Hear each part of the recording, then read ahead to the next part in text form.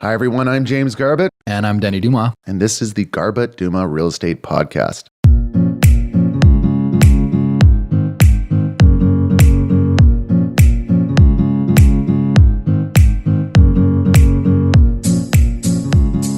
Monica and Lucas are big Garbutt Dumas Real Estate Podcast fans.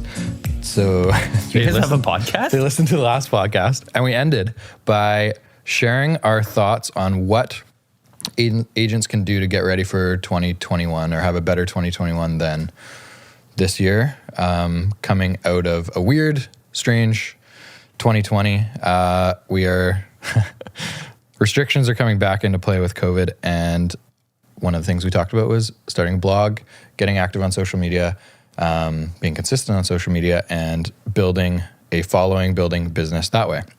So we wanted to bring in the greatest and most recognizable real estate blog in BC, PoMo Life. Hashtag PoMo Life. How long? COVID high five. The COVID high five. Give us an overview of like why you started the blog, what its intention was, and how long you've been doing it. And go, Monica.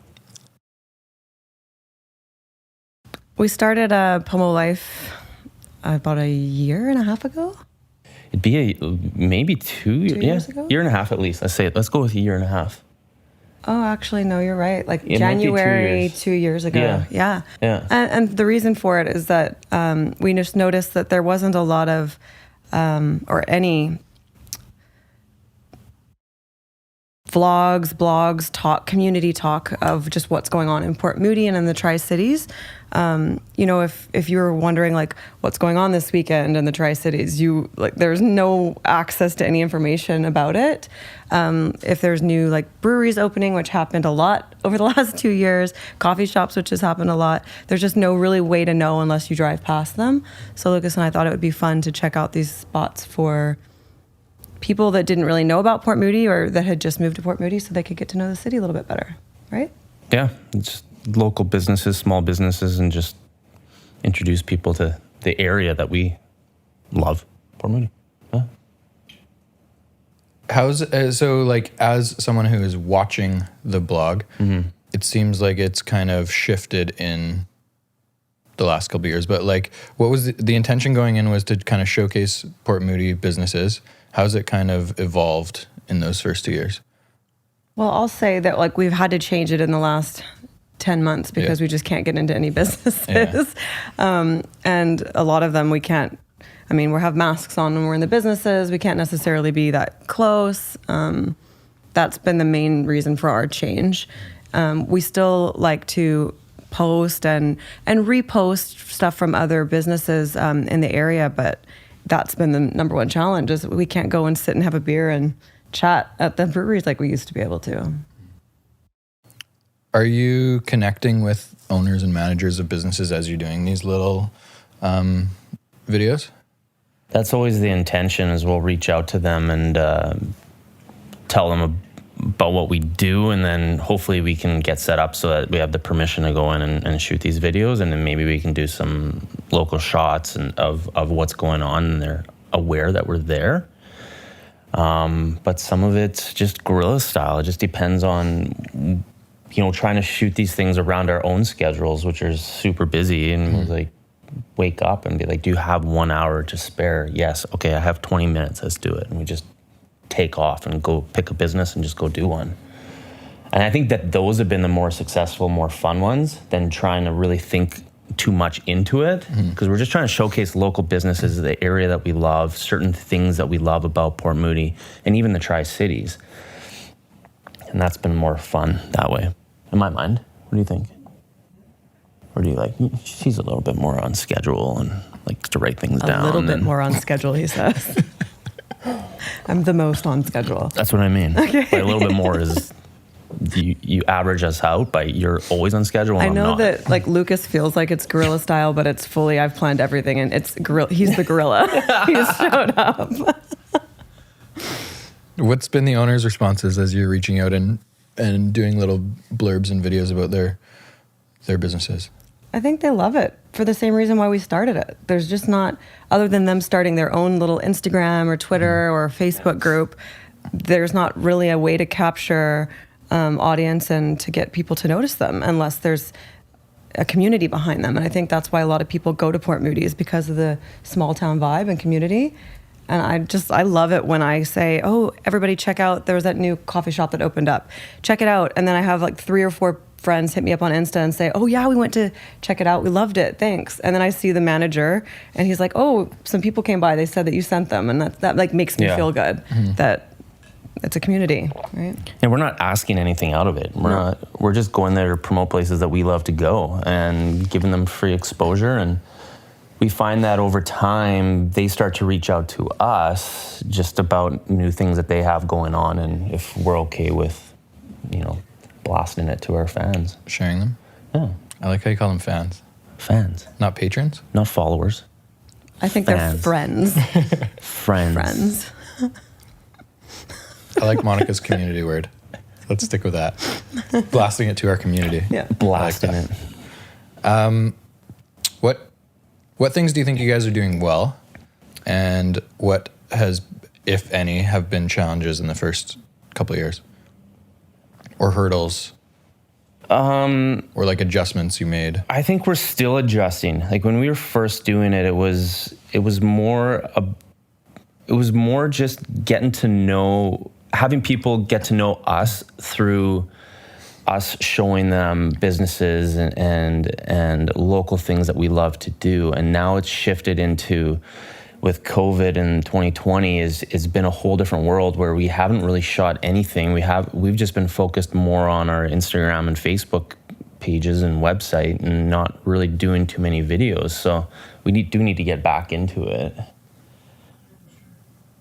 I think that it's always the intention to get as much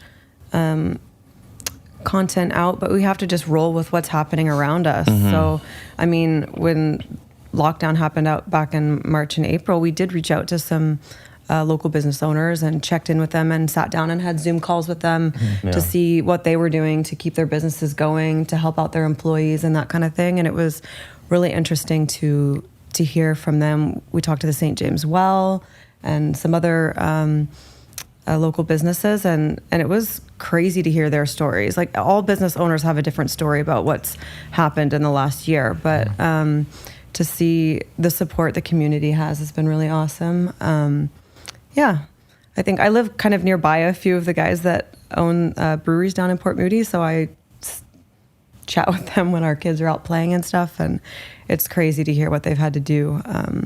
Just to survive. Yeah. So I think that, of course we want to get back out there just like everybody and pretend like everything's normal, but it's just not right now. So we just have to kind of work with what we got. I think like in our industry, on social media, a lot of people are focused on, look at me, I just sold this, here's my new listing. Yeah. And it's very impersonal almost. Yeah. And so I kind of like the opposite end of the spectrum that you guys are doing, and just like showcasing the community that you both live and love to work in. I think that is, and obviously with your success so far with it, it just shows that people want a genuine resource to learn about a new community or whatever it may be. What, maybe share like some successes you've had in the first couple of years.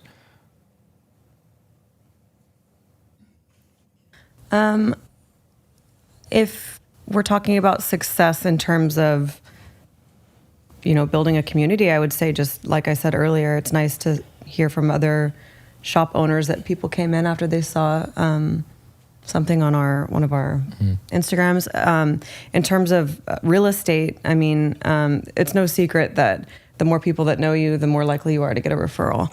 So for us, I think it's starting to be a few times a month at least that we get somebody that sends somebody our way. I mean, it was a year where we had no referrals, a full year at least. And then after that, it's almost like, I would say once a week or a few times a month, we have somebody refer someone to us.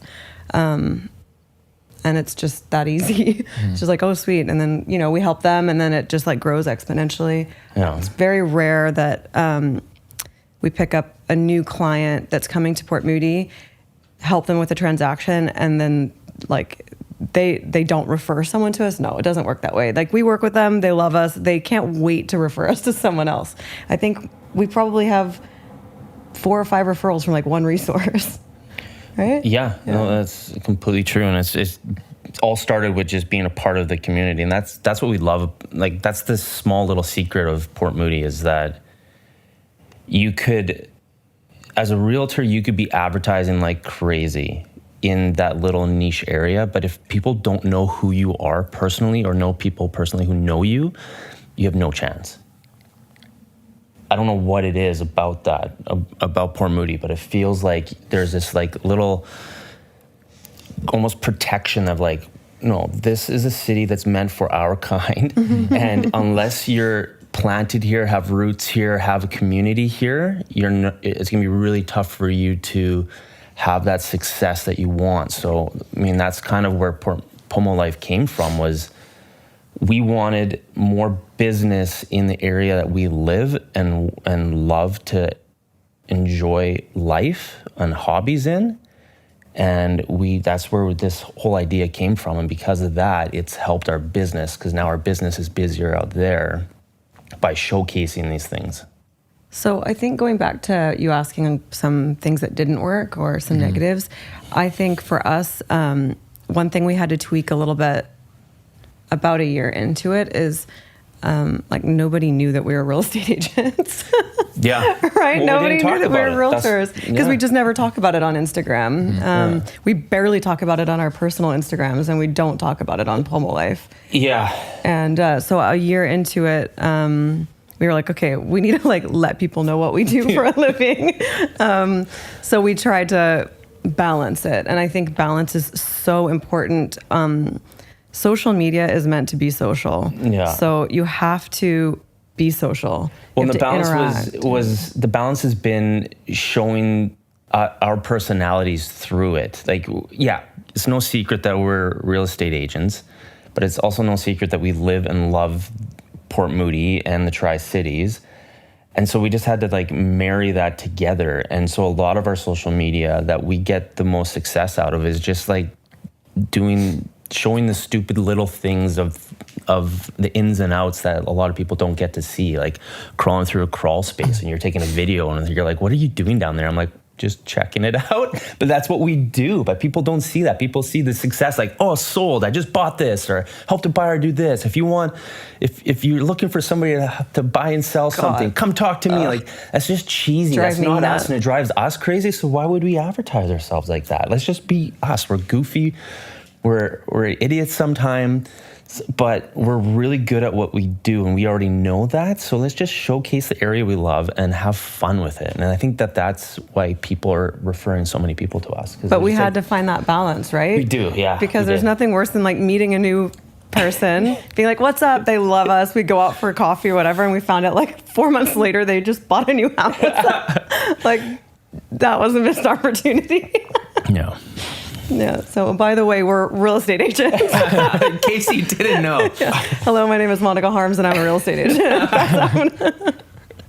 Man, that is one of the cheesiest things that a lot of people do on social media, right? Is like at the end of their posts, they're always like, this is my name, I'm a real estate agent. Yeah. It's so cheesy. Gag me. I think a lot of people like the idea, or the idea sounds nice and opportunistic, to start a blog, showcase a community, get involved in that community, build following, whatever. Why are people scared to start? Like, why is this not happening more? I know why. What do you think, Lucas? I want to hear what you think, and then I'll tell you what I think. And maybe follow that up with like how much time a week you put into it. I think the number one is the time it takes to do it consistently, consistency. And I don't know if you guys know this, but when you start an Instagram, you have 0 followers. Yeah. So it's like an ego thing. So people overthink it. Yeah, they're like, oh my God, I only have like 3 likes. That's it. I'm turning it off. Yeah. Just deactivate account. Yeah. You're overthinking it too much. And people don't know, they don't know where to start. And the answer is just start. And people think about the end goal. Like, I want to be here. And they think they can, as soon as they start, they're going to be there. But it's a 5-year slog to get to where you're thinking you're going to get to. And it really takes that time because just life gets in the way. We get so busy and we're doing stuff and we're not even consistent with it, but we just keep going with it because we're enjoying it. We're not trying to monetize it in any way. We're just trying to be us in the community and enjoy it. How much time do you put in a week? Depends on the week. I'm sure it varies, right? Yeah. And probably at the beginning you spent a lot more figuring it out, but then you kind of get comfortable with your niche. Same with us and our team with videos, right? Yeah. Like now they take 5 minutes where they used to take 45 minutes because we were trying to figure it out, but you kind of get comfortable and figure out exactly how you showcase your personality through these reviews of businesses or whatever. Yeah, I think now I don't even think about it. I just post whatever I feel like. Before, I think especially you, Lucas, it was like, okay, I'm going to make this post. And like 3 days would go by and I'd be like, why haven't you posted? And you're like, I just don't know what to write. Like, just freaking post it, man. Just like post it and put a unicorn emoji as the write-up. Exactly. Who cares? Yeah. That's the key, is just don't overanalyze it. Don't overthink it. Try to be consistent, and we need to be better at it, and we're still learning. And that consistency is whether it's making sure that you have a plan that you're going to post at least 2 or 3 times a week, or what you really should be doing is 1 a day, but it just depends on, or more a day, I guess, but it just depends on our life and what we're doing. But I think we focused a lot at the beginning of trying to have, especially through the social media, a post where both of us were involved in it. And then once we took that aspect out and started focusing on, hey, we're a team in Port Moody, but you have your life, I have my life, and sometimes our lives are together, but doesn't mean we can't showcase it all. And that's when I think it started getting a little bit easier for us. Is you'd be busy because, Thea, because of COVID, Thea's off school and you're constantly busy with balancing your business and parenthood, and kids aren't going to school and you got to keep doing stuff. So we just kind of started showcasing that as well because everybody else is going through the same thing.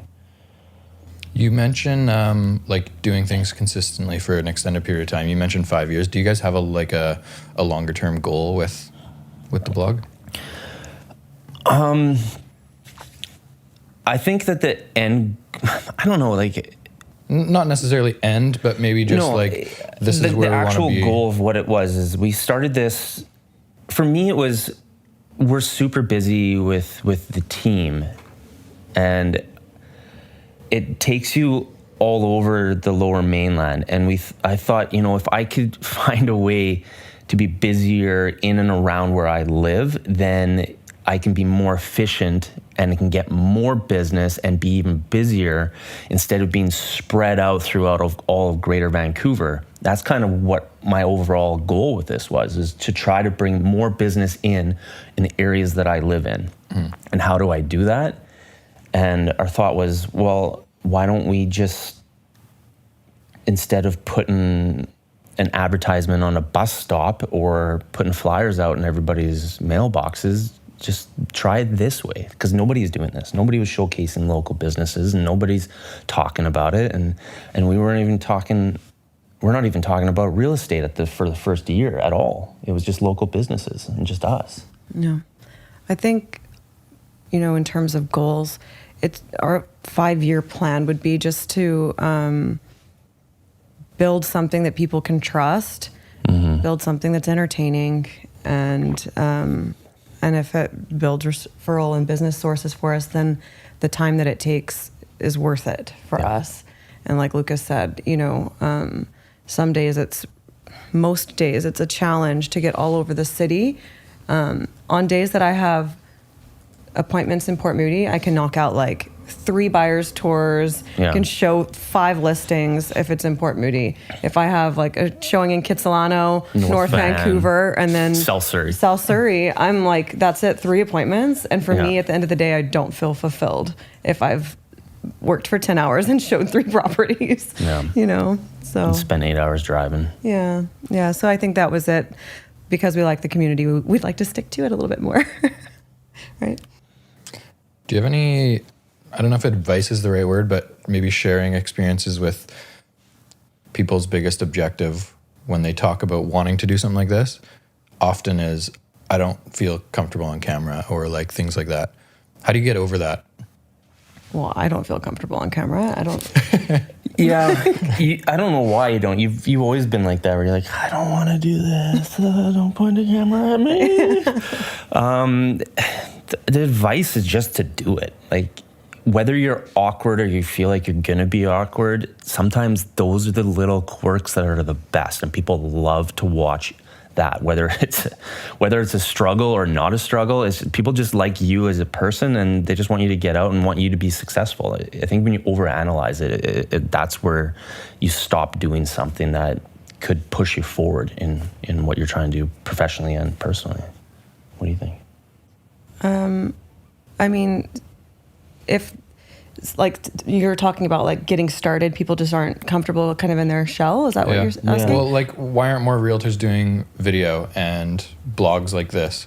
I 100% think it's ego. I think it's ego and feeling like being afraid to make a mistake, afraid to show a weakness of some sort when they think they have the answers to everything. It's like their mom is sick of getting invitations to different new Facebook pages and new Instagrams, because by the time they become a realtor, they've also like failed at 10 other careers. So their mom's like all tired of following them on different platforms. I think it's just like, I really do. In a lot of forms, I think it comes down to ego and fear, and there's just no place for that. I mean, ego and fear. If you talk to all the cheesy self-help, self-motivation people out there, the thing that keeps people from happiness in life is fear and ego. So get over yourself and stop being a wimp. Get over yourself. Yeah. Monica's advice. Yeah, just do it. Just try it. What's it gonna? You have nothing to lose. Yeah, like just There's try it. Zero to lose, all to gain. I think people think other people care about them a lot. And so, like, if you make a mistake, someone's not going to like you or whatever. Yeah. No. My response to that is, I think you think people care way too much about you. People are so worried about their own shit, right?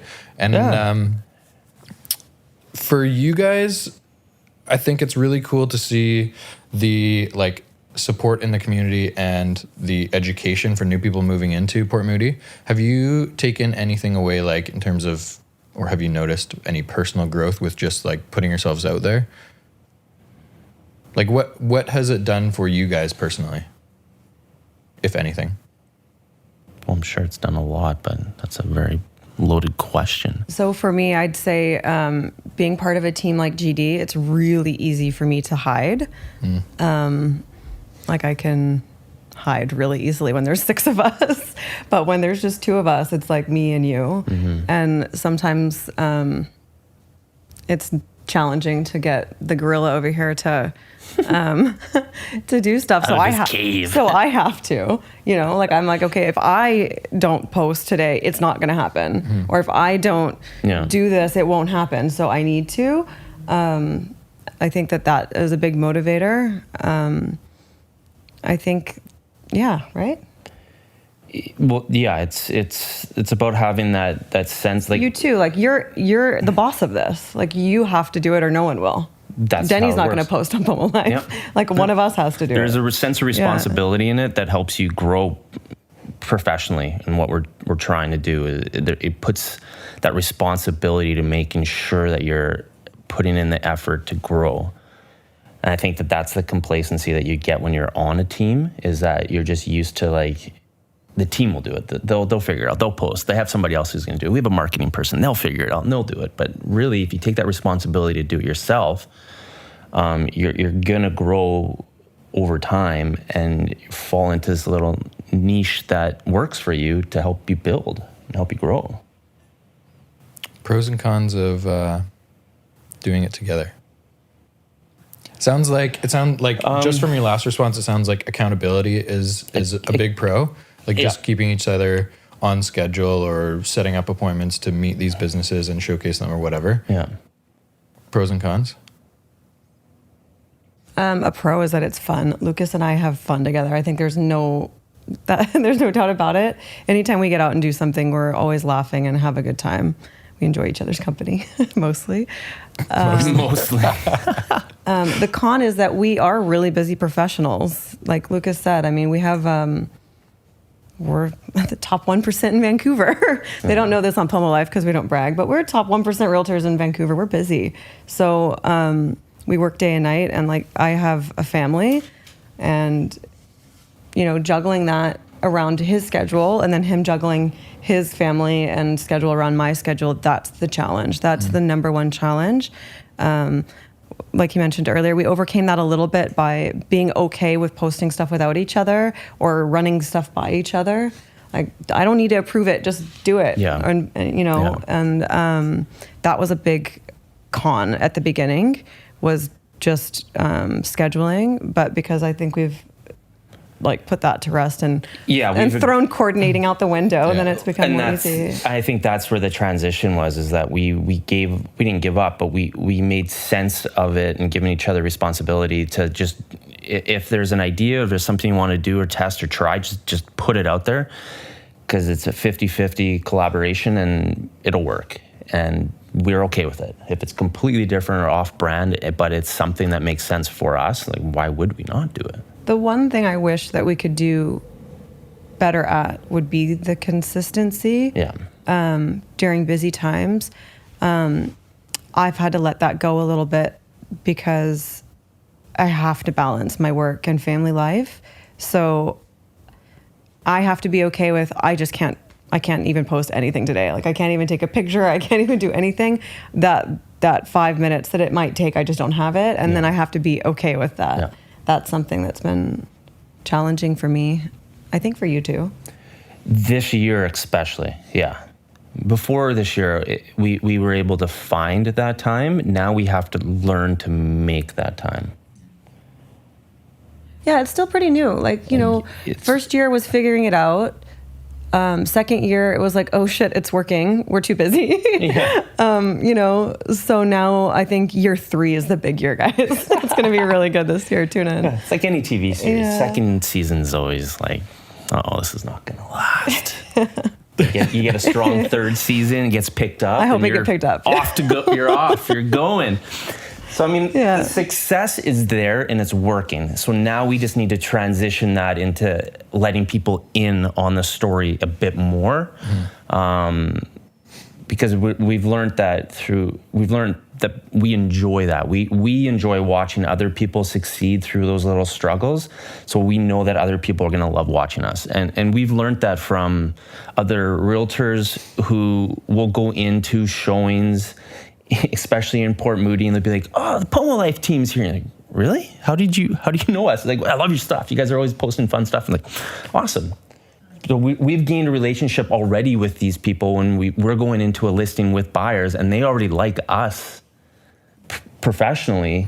It kind of puts a leg up in certain situations if we're in a multiple offer situation with our buyers. Or also the flip side is if an agent comes into one of our listings and they know us already, they're already starting a conversation. So we're already gaining a leg up in professionally. So I think it's working well. It's just we need, like anything else, we just need to start doing a bit more of it. I just think the number one challenge, I mean, I hate to be that guy to blame everything on COVID, but that's been the number one challenge this year for us. Is like, what do we talk about? We talk about lockdown, which we did. Yeah. Maybe that's kicking a dead horse. Now what do we talk about? Yeah. Right? Yeah. Let's talk a little bit about Port Moody itself. How's it changing? You guys have both lived there for like 3-4 years-ish? Yep. How's it changing? Who's moving there? Why do people love it? I've always called it, and because I came from North Vancouver myself, but I've always called Port Moody.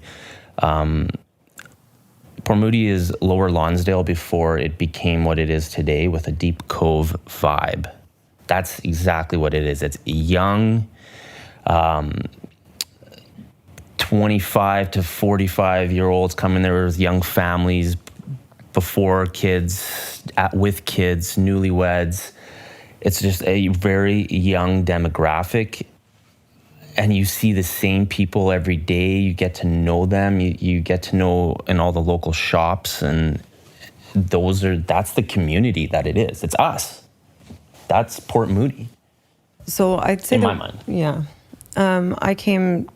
We bought our house in Port Moody about 5 years ago.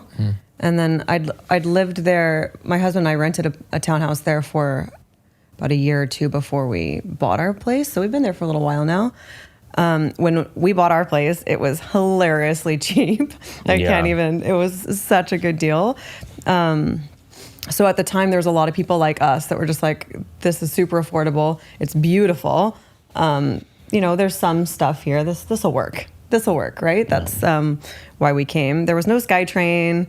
There was like one restaurant. I think honestly, St. James Well was like the only restaurant there. Brewers Row was just an industrial block. They were just building Brown. Like I swear, it was just bare bones. Yeah. And so in that time, I think because so many people like us moved there, then businesses started opening that catered to people like us. And then once people outside saw how cool it was, people want to move to Port Moody because it's cool, right? Like they know it's a great lifestyle. Yeah, you have the trails, you have the ocean, you have the mountains. You can be a mountain biker, you can be a hiker, you can be a runner, you can be just an old person who wants to walk down the street. But there's always something going on. Yeah. People like to come because it's cool, and so that's the change. People used to come because it was affordable, and now they want to come because it's cool.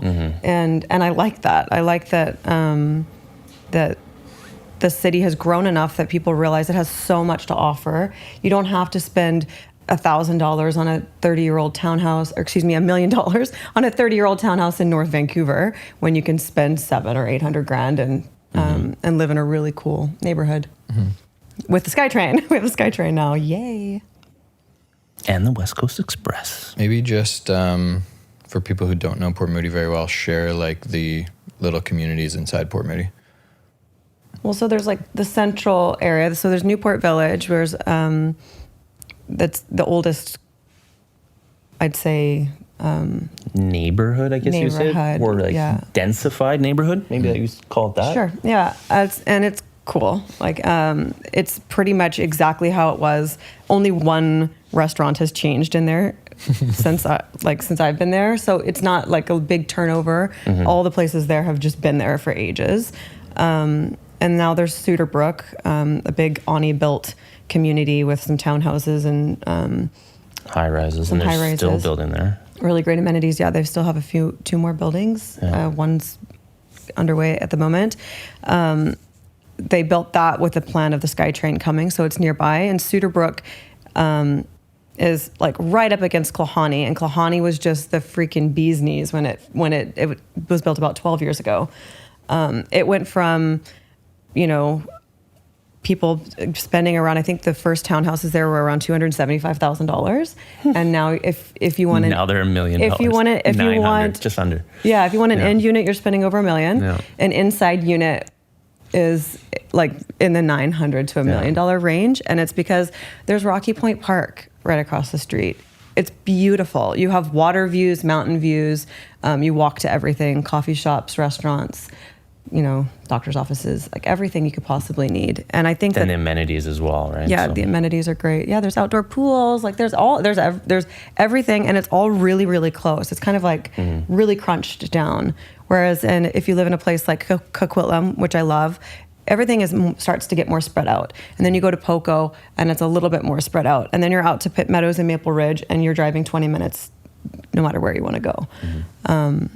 So I think that's the thing. It's the biggest, it's the best place to live as a substitute for living downtown or in North Vancouver.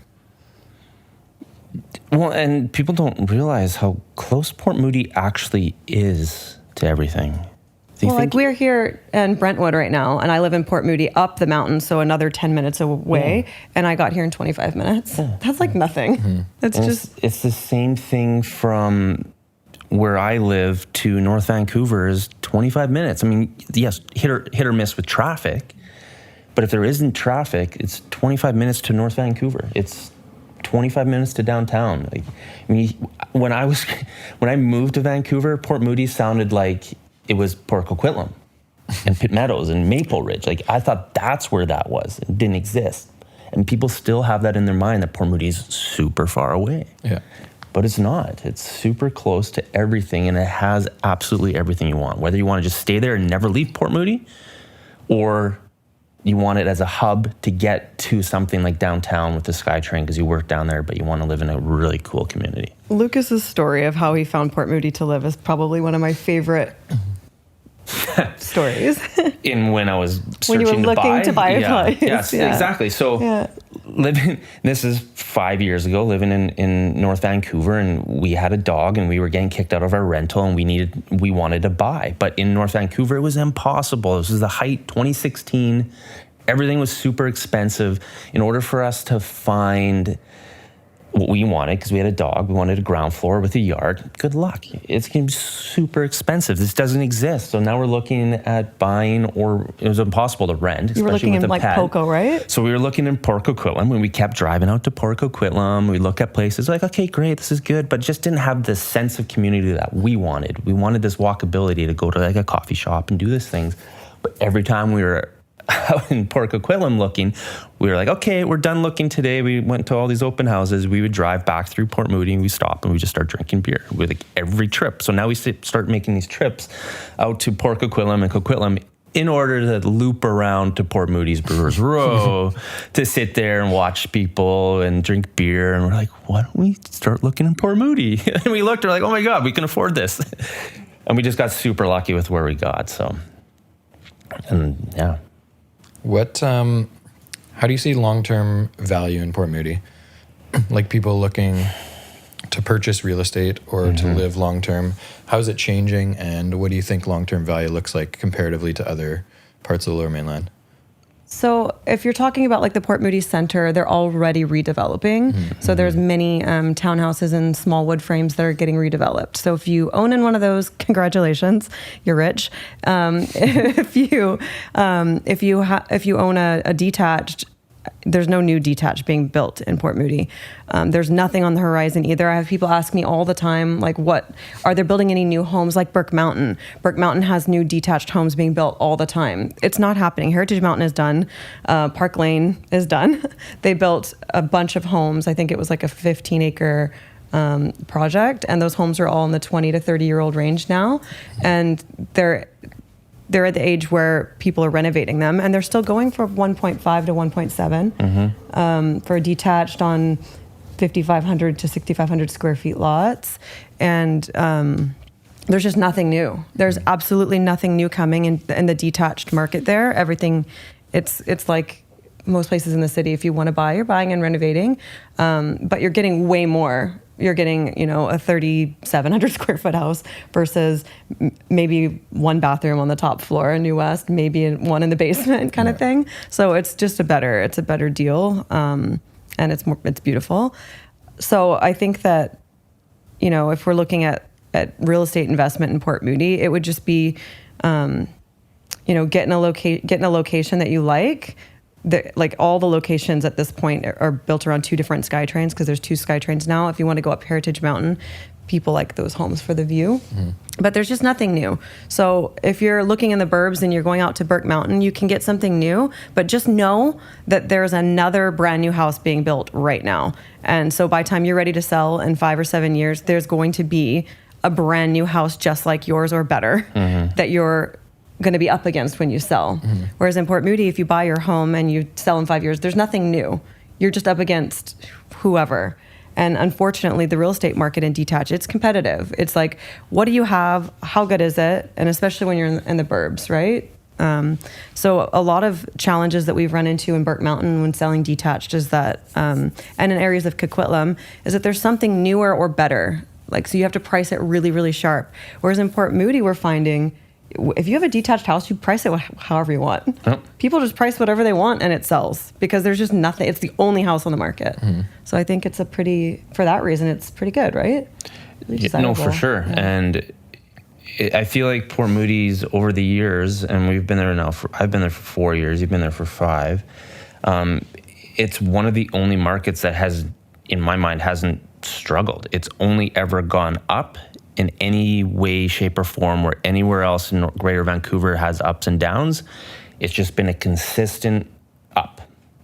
And depending on what you want to get into, like I'm in one of the older townhouses, complexes, because that's what we could afford at the time.